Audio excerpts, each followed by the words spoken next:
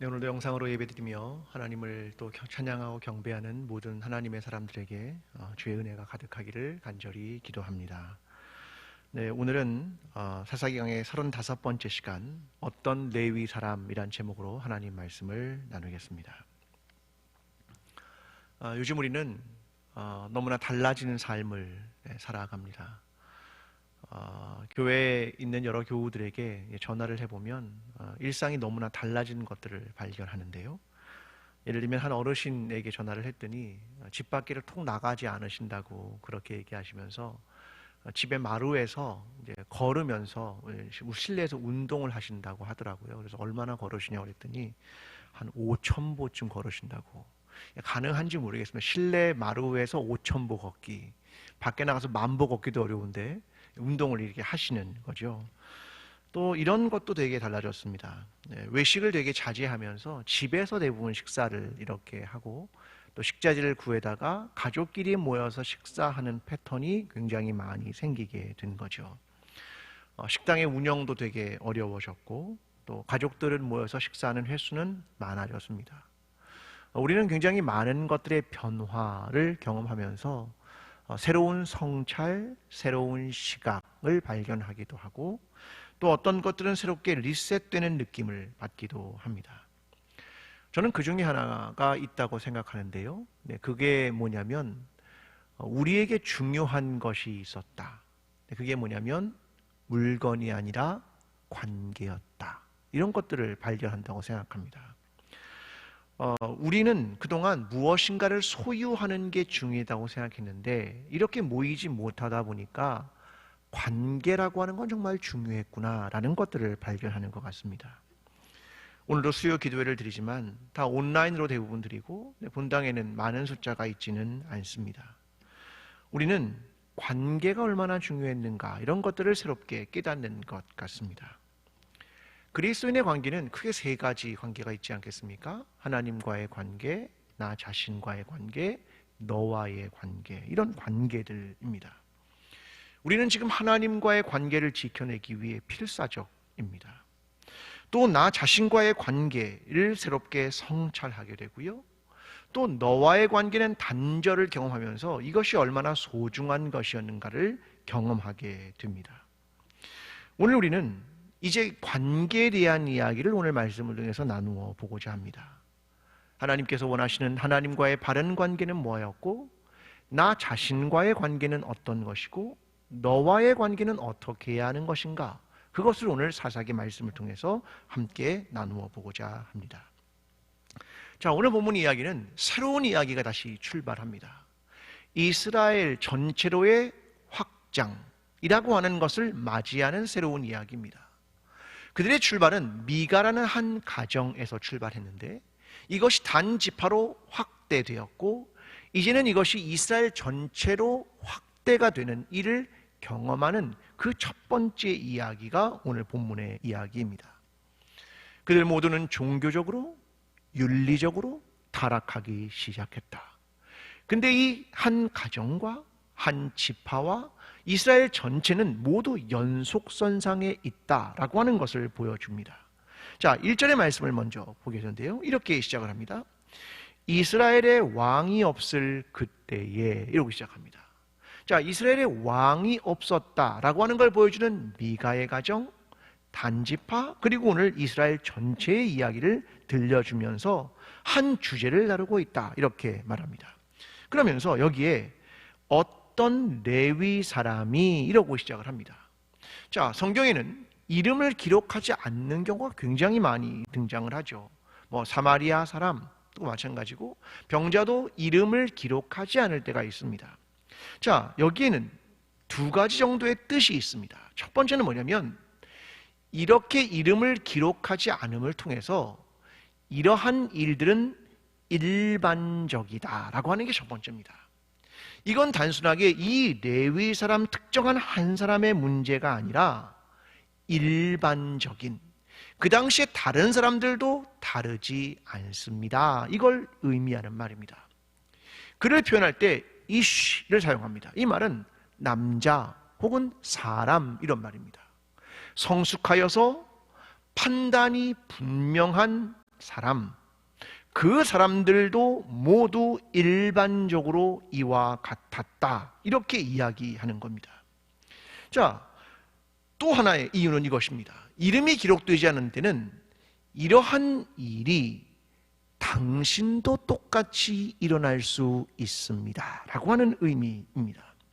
그러니까 그 사람이 당신이 될 수도 있습니다, 이 말이라는 겁니다. 역사적 인물로부터 오늘의 인물로 환원시키는 겁니다. 그 시대의 사람뿐 아니라 오늘의 당신도 다르지 않습니다, 이것을 말해주는 내용이라는 겁니다.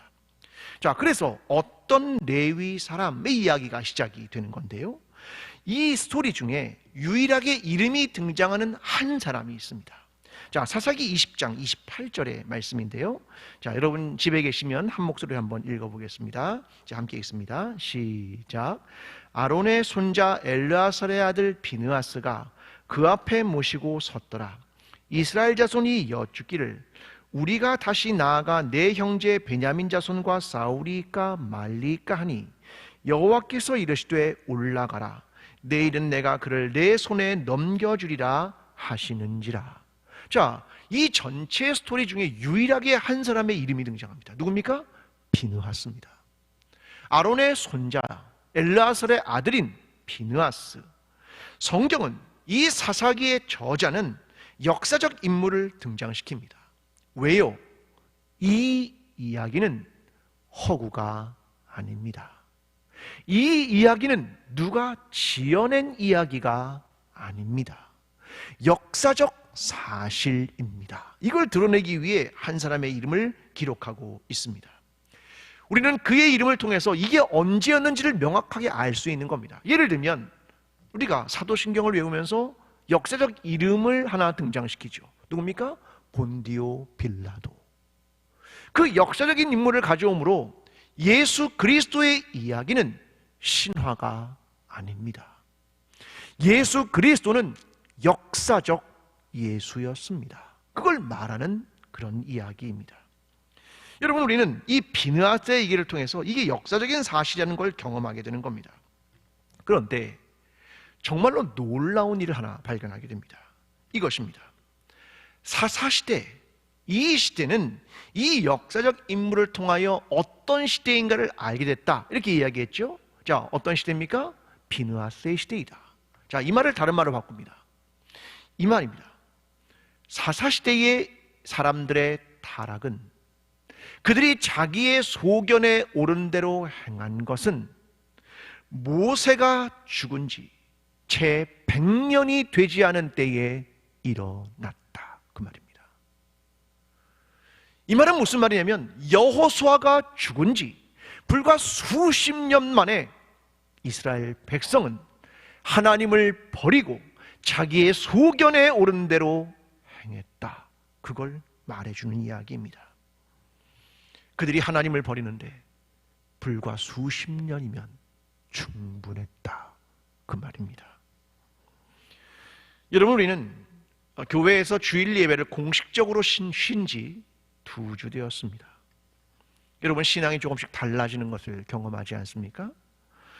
우리는 지금 우리의 신앙을 지키기 위해 몸부림치고 있습니다.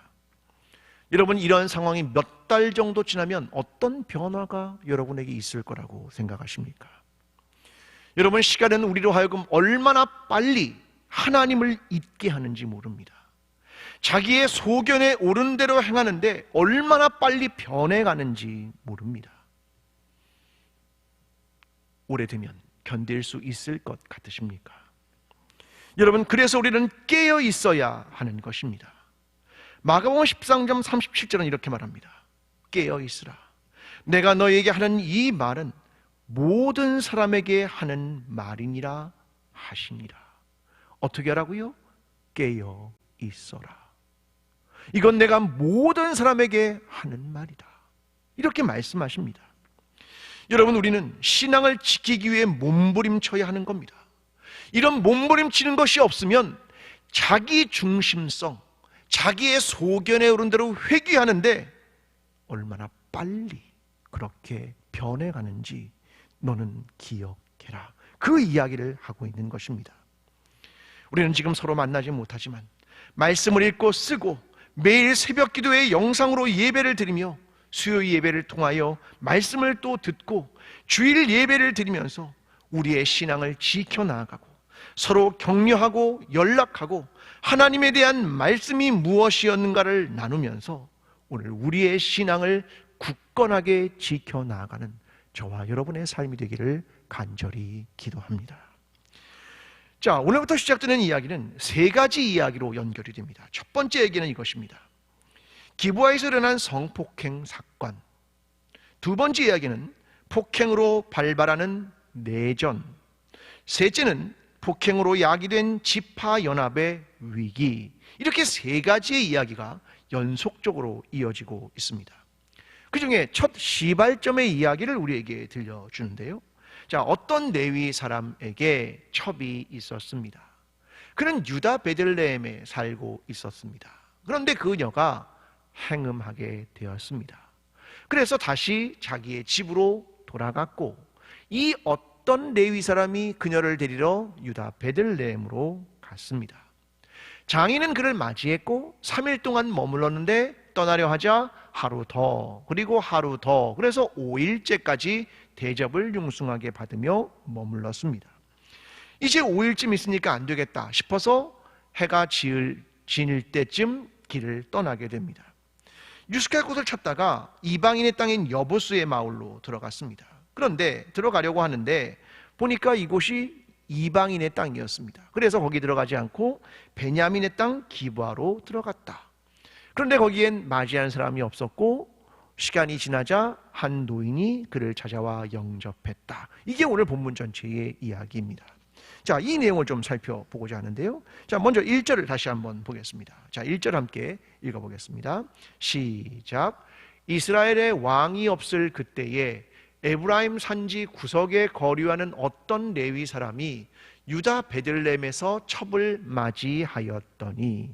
자, 여기 한 첩 이야기가 등장하는데요. 자, 이해되지 않는 두 가지가 있죠. 하나는 레위 사람이 첩을 뒀다라는 내용이고요. 또 하나는 이 첩이 행음했다, 이런 이야기가 여기에 기록되었다라는 겁니다. 여러분, 레위 사람은 어떤 사람입니까? 성전에서 돕는 사람이죠. 이후에는 그 사람들이 이스라엘 민족의 사람들에게 하나님의 말씀을 가르치는 일도 하게 되는 사람들이 이 레위 사람들입니다. 자, 우리 여기서 뭔가를 좀 봐야 합니다. 자, 먼저는 뭐냐면 첩의 위치입니다. 자, 첩 그러면 둘째 아내, 이런 말로 이해가 되는데요. 자, 보통 예전에는 어떻게 했습니까? 첫째, 보통 아내가 아이를 낳지 못하면 어떻게 했습니까? 둘째 아내가 들어오는 경우가 구약시대에 있었죠. 그런데 오늘 본문에는 첫 번째 아내에 대한 기록이 있습니까? 없습니까? 없습니다. 자, 그런데 그 애는 뭐라고 부릅니까? 첩, 이렇게 부릅니다. 근데 그의 아버지는 뭐라고 부릅니까? 장인, 이렇게 부른단 말입니다.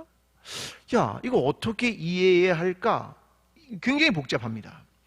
자, 학자들은 이렇게 말합니다. 이 첩이라고 하는 사람을 아내의 역할 혹은 성적 대상 혹은 집안을 관리하는 이유로 그 여인을 샀을 가능성이 있다, 이렇게 말합니다. 여기서 이 여자는 젊은 여자를 의미하는 말입니다. 자, 그녀가 도망을 간 겁니다. 자, 이게 첩이다 라고 하는 개념이다 라고 설명을 하는 겁니다. 자, 다시요. 아내의 역할, 성적인 대상, 집안의 관리를 이유로 그 사람을 사왔을 가능성에 대한 이야기를 합니다. 자, 둘째, 자, 2절의 말씀을 다시 보겠습니다. 함께 2절의 말씀을 읽겠습니다. 시작. 그 첩이 행음하고 남편을 떠나 유다 베들레헴 그의 아버지의 집에 돌아가서 거기서 넉 달 동안을 지내매. 자, 문제가 뭡니까? 그녀가 뭐 했다고요? 행음했다, 이렇게 기록합니다. 자, 사사기에서 이런 단어가 많이 등장합니다. 보통 어떨 때 등장하냐면 하나님을 떠난 이스라엘, 뭐 했다? 행음했다. 자, 행음했다는 표현은 이런 겁니다. 남편을 떠났다, 이때도 역시 행음했다라는 개념으로 쓰고 있다는 겁니다. 자, 그런데 만약 진짜 행음했으면 어떻게 합니까? 신명기 22장 21절에 법으로 말하면 돌로 쳐 죽여야 하는 거죠. 그런데 그랬습니까? 아니요. 그렇지 않습니다. 자, 3절에 이렇게 말합니다. 그의 남편이 그 여자에게 다정하게 말하고, 아니, 행음한 여자에게 다정하게 말합니까? 이상합니다. 지금 진짜 행음이 아니라 남편을 떠났다라고 하는 남편의 관점에서 보기에 이는 행음이다, 이렇게 이해할 수 있다는 거죠. 자, 또 하나의 내용을 봅니다. 장인의 태도입니다. 자, 3절에 보겠습니다. 그 여자의 아버지가 그를 보고 기뻐하니라. 자, 장인이, 그 레위인이 왔더니 어떻게 했다고요? 그를 보고 기뻐했다, 이렇게 말한다는 겁니다. 그리고요,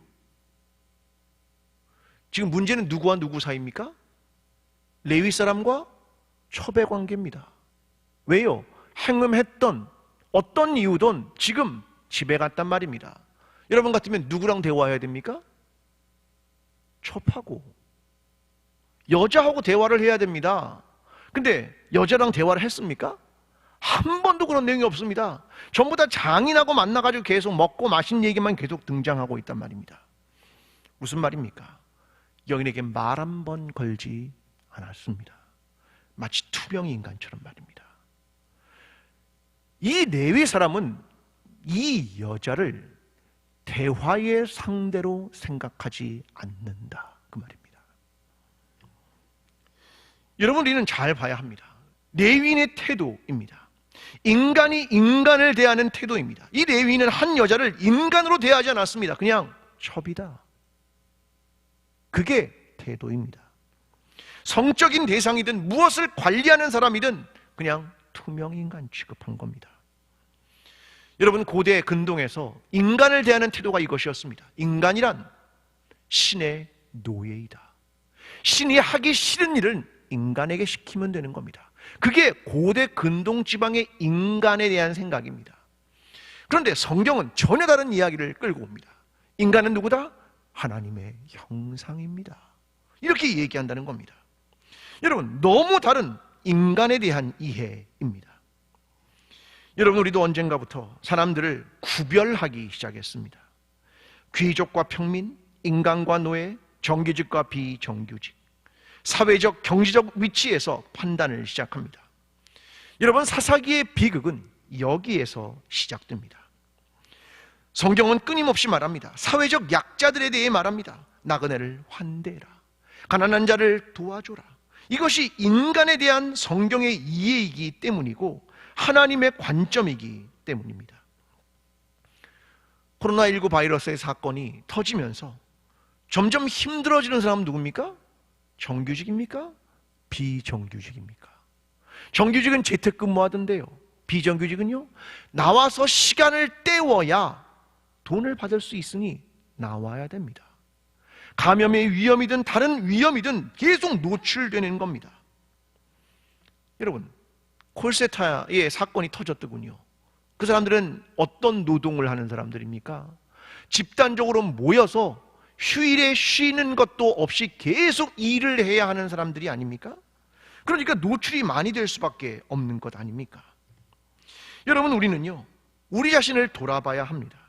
우리는 인간을 어떻게 이해하고 있는지, 이 차별의 세상에서 결국 이러한 차별이 비극을 잉태하고 있다는 것을 보아야 한다는 겁니다. 오늘 저와 여러분, 사람을 대할 때, 너를 대할 때 우리는 어떻게 그 한 사람을 대할 것인지, 하나님의 관점으로 그를 대할 것인지, 그것을 깊이 있게 생각하며 사람을 사람으로, 하나님의 형상으로 대하는 저와 여러분의 삶이 되기를 간절히 기도합니다. 자, 본문 4절로 가겠습니다. 자, 함께 4절을 읽어보겠습니다. 자, 시작. 그의 장인 곧 그 여자의 아버지가 그를 머물게 하며 그가 3일 동안 그와 함께 머물며 먹고 마시며 거기서 유숙하다가. 자, 장인이 등장합니다. 자, 본문에는 그를 이렇게 설명합니다. 그 여자의 아버지. 자, 이를 명확하게 말하면 이겁니다. 그의 장인 곧 그 소녀의 아비. 이 여자를 굉장히 젊은 여자로 표현하는 성경의 이야기입니다. 자, 이 장인의 태도를 보면 이 사위를 굉장히 환대합니다. 그죠? 먹고 마시고 숙박을 돕고 3일 동안이나, 그리고 오전에는 이렇게 말합니다. 넷째 날 아침에 일찍 일어나 떠나고자 하매 그 여자의 아버지가 그의 사위에게 이르되 떡을 조금 먹고 그대의 기력을 돋운 후에 그대의 길을 가라 하니라. 강권에서 넷째 날도 머물고요, 그 다음날 다섯째 날까지 계속 연장이 됩니다. 장인은 머물고자 하게 하고 레위인은 빨리 떠나려고 합니다. 이 둘을 대비시키고 있는 겁니다. 여기서 환대라고 하는 걸 보여주고 있습니다. 그런데 이것과 반대 상황을 또 하나 설명합니다. 자, 15절로 갑니다. 자, 15절을 함께 읽어보겠습니다. 자, 시작. 기브아에 가서 유숙하려고 그리로 돌아 들어가서 성읍 넓은 거리에 앉아 있으나 그를 집으로 영접하여 유숙하게 하는 자가 없었더라. 자, 어디 간 겁니까? 이스라엘의 도시에 들어간 겁니다. 그런데 넓은 거리에, 이 말은 광장이라는 말이거든요. 광장에 갔는데도 아무도 그를 영접하지 않았다. 이게 뭡니까? 나그네를 환대하는 것은 이스라엘 법도인데 그런 것이 없었다, 이 말입니다. 장인의 환대와 지금 기브아에서 일어난 일을 비교하고 있는 겁니다. 이스라엘이 뭘 잃어버린 겁니까? 아브라함의 환대, 나그네를 환대하는 것, 이걸 잃어버린 상황을 얘기하는 겁니다. 이 사회의 분위기가 지금 어떠한가를 보여주고 있는 겁니다. 저는 이것을 문학적으로 표현하고 있다고 생각합니다. 자, 9절의 말씀을 좀 보겠습니다. 함께 9절을 읽어보겠습니다. 시작. 그 사람이 첩과 하인과 더불어 일어나 떠나고자 하매 그의 장인 곧 그 여자의 아버지가 그에게 이르되 보라, 이제 날이 저물어 가니 청하건대 이 밤도 유숙하라. 보라, 해가 기울었느니라. 기가 막힌 문학적 표현이 들어있습니다. 뭡니까? 날이 저물어 가니, 날이 저물어 갑니다. 해가 기울었느니라. 저는 이 표현이 이스라엘의 지금 사회적 분위기를 보여준다고 생각합니다. 빛이 사라지고 있구나. 복선입니다. 지금 이스라엘에 어떤 일이 벌어지고 있는가를 보여주고 있는 겁니다. 여러분, 사사기를 정말 읽으면 어둡습니다. 정말 힘이 들고요, 어렵습니다. 그런데 그 가운데도 불쑥불쑥 나오는 사람들이 있습니다. 누굽니까? 사사들입니다. 그들이 희망이었습니다. 그들이 구원을 끌고 갔던 사람입니다. 물론 다 잘한 것 아닙니다. 그들이 왕이 되려고도 했고 권력을 세습하려고도 했고 부를 얻으려고 했지만 그 사사들이 유일하게 희망으로 떠올랐던 겁니다. 근데 이제는 없습니다. 삼선을 끝으로 사사가 나오지 않습니다.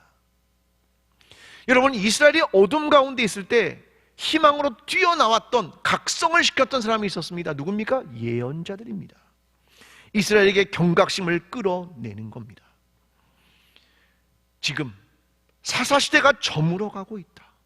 날이 저물어가고 있다. 해가 기울고 있다. 어둠이 땅거미처럼 점점 우리에게 다가오고 있다. 그걸 우리에게 보여주는 겁니다. 여러분, 오늘 우리의 시대는 어떤 시대입니까? 전 지난 주일날 익명성에 대한 이야기를 나눴죠.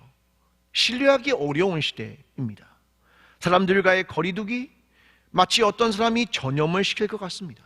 삶은 점점 우울해지고 어두워집니다. 누군가를 대면하지 않고 격리가 되기 때문이겠지요. 처음에는 그게 보호하는 데 중요하다고 생각했습니다. 맞습니다. 그런데 점점 그렇게 하니까 어떻습니까? 되게 어두워지지 않습니까? 여러분, 우리는 이제 조금 전환을 시작해야 한다고 저는 생각합니다. 뭐냐면, 어떻게 하면 따뜻함을 전할 것인가? 어떻게 하면 빛을 전할 것인가? 이 부분입니다. 여러분, 우리 교회의 어떤 분들은 마스크를 제작하기 시작합니다.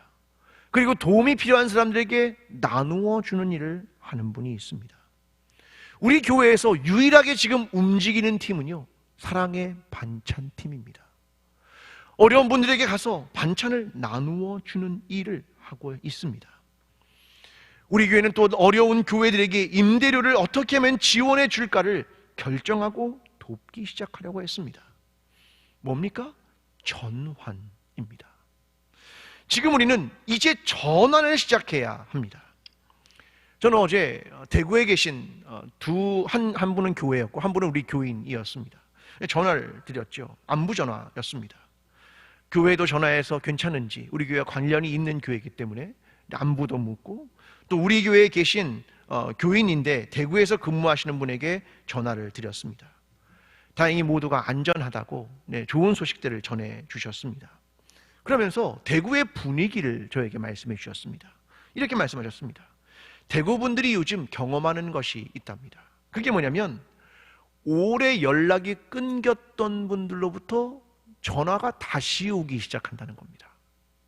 전화를 오래 안 했습니다, 그분하고. 그런데 그분이 갑자기 전화해서 잘 있냐고, 안전하냐고 전화를 자꾸 하신다는 겁니다. 그래서 다시 연결되기 시작한다. 이런 걸 대구 분들이 경험한다고 이야기를 해주셨습니다. 뭡니까? 끊어진 것이 연결되는 것, 다시 빛을 경험하는 것, 이런 것 아니겠습니까? 오늘 저와 여러분도 세상 속에 무엇으로 우리는 부름받았습니까? 세상의 빛으로.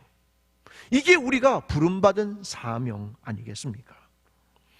여러분, 그렇게 큰 일이 아니어도 괜찮습니다. 작은 빛을 비추면 되는 겁니다. 홀로 계신 분들께 전화 한 통 하는 일, 작은 나눔 하나를 하는 일, 이러한 사랑을 통하여 이 어두운 세상 가운데 예수 그리스도의 복음의 빛을 전하게 되는 저와 여러분의 삶이 되기를 간절히 기도합니다. 자, 오늘 보면 10절로 가겠습니다. 함께 10절을 읽어보겠습니다. 자, 시작. 그 사람이 다시 밤을 지내고자 하지 아니하여 일어나서 떠나 여부스 맞은편에 이르렀으니 여부스는 곧 예루살렘이라. 안장지은 낙이 2마리와 첩이 그와 함께 하였더라. 아멘.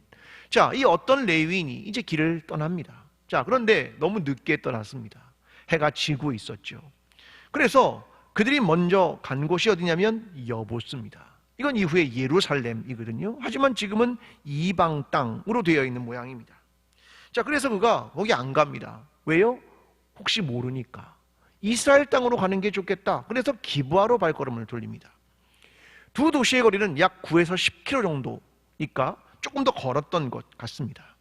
자, 12절입니다. 주인이 그에게 이르되 우리가 돌이켜 이스라엘 자손에게 속하지 아니한 이방 사람의 성읍으로 들어갈 것이 아니니 기브아로 나아가리라 하고. 자, 기브아로 들어갑니다. 왜요? 이방 땅이 아니라 이스라엘 사람의 땅이기 때문입니다. 외인의 땅에 들어가는 것이, 이방인의 땅에 들어가는 것이 환대를 기대할 수 없다, 그 말이겠죠. 당연히 내 동족인 베냐민의 땅은 안전하다, 그걸 생각한 겁니다. 자, 그런데요, 우리는 다시 사사기 처음으로 돌아가서 내용을 확인해야 합니다. 사사기 1장 21절인데요 베냐민 자손에 대한 이야기를 해주고 있습니다. 자, 함께 1장 21절을 함께 읽어보겠습니다. 시작. 베냐민 자손은 예루살렘에 거주하는 여보스 족속을 쫓아내지 못하였으므로 여보스 족속이 베냐민 자손과 함께 오늘까지 예루살렘에 거주하니라. 아멘. 베냐민 사람이 여보스 사람을 쫓아내지 못해서 거기에 그들과 함께 살았다, 그 말입니다. 근데 그 땅은 하나님이 이스라엘 백성한테 주신 땅이잖아요. 약속의 땅이잖아요. 그러면 좋은 땅입니까? 나쁜 땅입니까? 여부 사람이 사니까 좋은 땅입니까? 나쁜 땅입니까? 이게 되게 헷갈리기 시작하는 겁니다. 야, 이 땅은 약속을 받긴 했는데 지금 차지하지 못했는데 이방인이 사니까 여기는 별로 좋지 않아 라고 레위 사람이 판단한 겁니다. 안전할까? 레위인의 생각은 이것입니다. 이방인의 도시는 문제가 있어. 이스라엘의 도시는 괜찮지. 그 생각을 한 것입니다. 그런데요, 반전이 일어납니다. 이스라엘 도시에 갔더니 환대가 없습니다. 광장에 갔는데 아무도 자기를 영접하지 않습니다. 그리고 무엇으로 이루어집니까? 성폭행으로 이어집니다. 어디서부터 문제가 된 것일까? 고민하겠죠. 여러분, 가나안 민족이면 악합니까? 이스라엘 백성이면 다 선합니까? 이게 편견입니다. 이미 이스라엘은 가나안 땅에서 그들의 문화와 그들의 신앙을 받아들이고 하나님을 버렸습니다. 종교적 도덕적 타락을 했단 말입니다. 그런데 그럼에도 불구하고 여전히 이스라엘의 도시는, 이스라엘 사람들은 괜찮을 거야 라고 생각했다는 겁니다. 편견입니다. 마태복음 15장에 이 가나안이라는 단어가 등장을 합니다. 자, 마태복음 15장 22절은 이렇게 말합니다. 가나안 여자 하나가 그 지경에서 나와서 소리질러 이르되 주 다윗의 자손이여 나를 불쌍히 여기소서 내 딸이 흉악하게 귀신 들렸나이다 하되. 자, 예수님께서 두로와 시돈 지방에 갔을 때 한 여인이 나오는데 굉장히 독특한 단어를 씁니다. 어떤 단어요? 가나안 여인. 그건 예수님 당시에 쓰는 단어가 아닙니다. 저 수천 년 전에 구약시대에 썼던 단어를 끌고 온 겁니다. 가나안. 근데 그 여자를 어떻게 봅니까? 가나안 여인. 무엇 때문인 줄 압니까? 옆에 있는 제자들이 그렇게 생각한 겁니다. 저 여자는요, 가나안 여인이에요. 그 편견 때문이었습니다. 주님이 그녀를 고쳐줍니까? 고쳐주지 않습니까? 고쳐주었습니다. 근데 여전히 제자들 마음속에 편견이 있었기 때문에 예수님이 그들의 생각을 거꾸로 말해준 겁니다. 수천 년이 지나도 가나안 사람들은 여전히 악하고 나쁘다. 그들의 머릿속에 이 편견이 가득 차 있었다. 그렇게 말하는 겁니다. 문제는 편견입니다. 이스라엘 사람이면 선하고 하나님의 백성이고 문제가 없고, 가나안 사람이면 악하고 버림받은 사람이고 문제가 많다라고 생각하는 것, 이것이 문제입니다. 우리는 안 그렇습니까? 편견이 있죠. 여러분, 백인이 착합니까? 흑인이 착합니까? 누가 좀 더 착하게 보입니까? 누가 조금 더 똑똑하게 보입니까? 백인이요. 우리 안에 있는 편견 아닙니까? 민족에 따라, 학력에 따라, 지역에 따라, 사회적 위치에 따라 편견을 갖는 겁니다. 레위는요, 이스라엘 땅이면 괜찮을 줄 알았습니다. 이미 타락한 도시, 타락한 사람들이었는데 말입니다. 이스라엘은 이미 하나님을 떠나 음행한 사람들이었는데 말입니다. 더 웃긴 게 있습니다. 레위인 자기는 괜찮았습니까? 자기도 예외가 아니었습니다.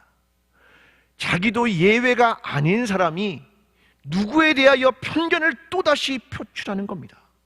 이걸 확증 편향, 이렇게 말하는 겁니다. 나는 문제가 없다고 여기는 겁니다. 우리는 문제가 없다고 여기는 겁니다. 여러분, 이 지점에 서 있는 동안 우리에겐 회개란 없습니다. 우리에게 돌이킴이란 없습니다. 우리에게 회복이란 없습니다. 왜요? 나는 괜찮고 우리는 괜찮다고 믿고 있기 때문입니다. 사랑하는 성도 여러분, 사사기의 가장 큰 문제가 무엇인 줄 아십니까? 이것입니다. 이스라엘이면 괜찮을 거라는 생각, 그리스도인이면 괜찮을 거라는 편견, 우리 교회는 안전할 것이라는 믿음, 나는 다른 사람보다 더 도덕적일 거라는 확신, 이것이 사사기의 핵심적 문제입니다. 자기 소견에 오른 대로 행했다. 바로 이것입니다. 여러분, 오늘 나의 죄가 뭔지를 봐야 합니다. 우리의 죄가 무엇인지를 알아야 합니다. 우리 교회의 죄가 무엇인지를 알아야 합니다. 우리 민족의 죄를 하나님께 고백해야 하는 겁니다.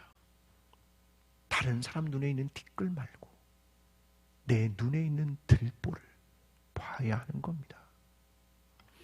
오늘 저와 여러분의 신앙과 삶이, 우리가 그동안 가졌던 잘못된 편견을 내려놓고 이 사순절 기간 다시 회개의 길로 들어서며 우리는 괜찮을 거라는 그 생각과 믿음을 내려놓고 다른 사람에 대한 편견을 내려놓고 다시 하나님 앞에 나아가 내가 죄인임을 고백하며 다시 돌이키며 회개의 길로 나아가는 저와 여러분의 삶이 되기를 간절히 축원합니다. 기도하겠습니다. 우리는 지금 괜찮지 않습니다. 하나님, 우리는 지금 아픕니다. 하나님, 지금 우리는 흔들립니다. 주님, 우리를 지켜주시고 우리를 다시금 힘있게 붙들어 주시고 우리의 걸음을 인도하여 주셔서 우리의 신앙이 흔들리지 않으며 이 땅이 다시 회복되며 다시 일상으로, 다시 거듭나는 신앙으로 돌아갈 수 있도록 주님 우리와 함께하여 주시옵소서. 이제는 우리를 위하여 십자가를 지시고 부활하신 예수 그리스도의 은혜와 하나님 아버지의 끝없는 사랑과 성령님의 교통하심이 주의 말씀을 듣고 다시금 우리의 삶을 하나님께로 방향을 전환하며 새롭게 우리의 삶을 각성하며 회개의 삶으로 나아가기를 소원하는 모든 하나님의 사람들 머리 위에, 광주제일교회 위에, 이 나라와 모든 민족들 위에 지금부터 영원까지 함께 하시기를 간절히 축원하옵나이다. 아멘.